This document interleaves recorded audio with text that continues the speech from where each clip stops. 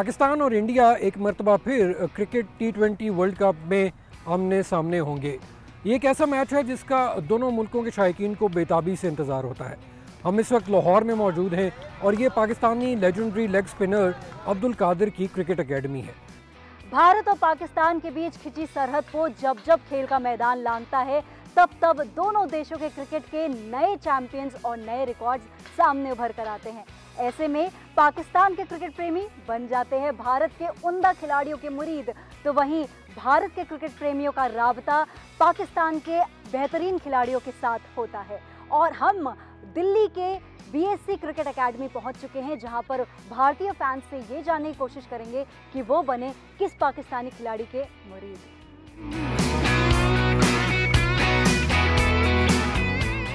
मेरे को बाबर आजम।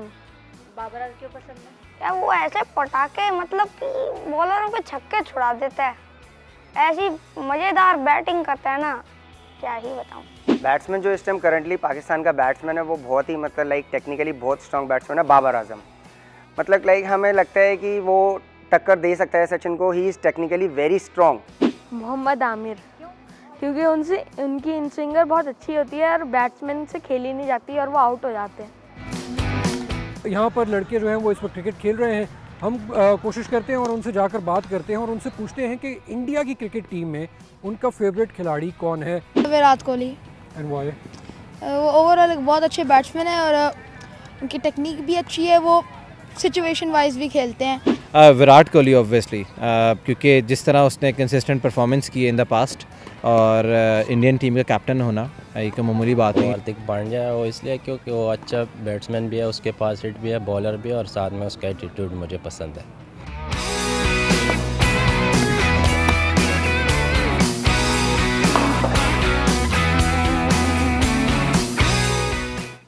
उसमें मुझे सचिन तेंदुलकर अच्छा लगता।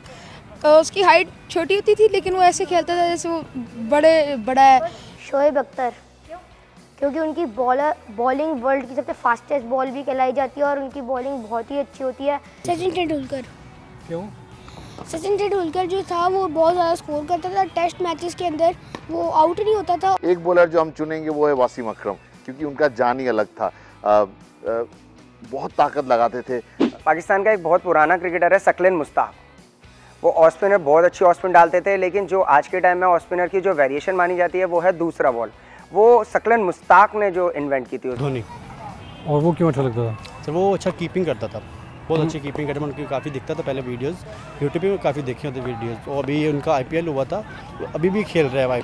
पाकिस्तान की बात की जाए तो मुझे शोएब अख्तर सबसे ज़्यादा अच्छा लगता है। वो बाउंसर बहुत डालता था, इसलिए मुझे वो बहुत पसंद है।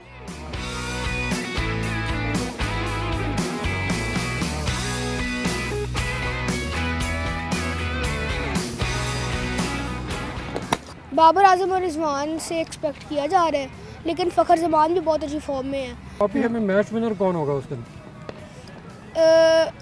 फ़खर जमान। मैंने फ़खर जमान को देखा हुआ इंडिया के अगेंस्ट, वो जितने भी मैच खेले हुए उसमें उसने स्कोर किया हुआ इंडिया के अगेंस्ट। घर में टीवी चला दिया, लाइट वाइट ऑन कर दी, मम्मी को बोला कुछ खाने के लिए बना दो, तो साथ में पॉपकॉर्न खा लेते हैं। मैं ये भी चाहता हूँ कि हमारे न्यू जनरेशन मतलब ऋषभ पंत एंड ईशान किशन बहुत अच्छा परफॉर्म करे इस साल। कोई एक आधा मैच, कई जैसे फ़खर जमान ने चैंपियंस ट्रॉफी ने एक मैच जितवाया हुआ, उसके बाद फ़खर जमान ने अकेले मैच नहीं मेरा ख्याल जितवाया होगा।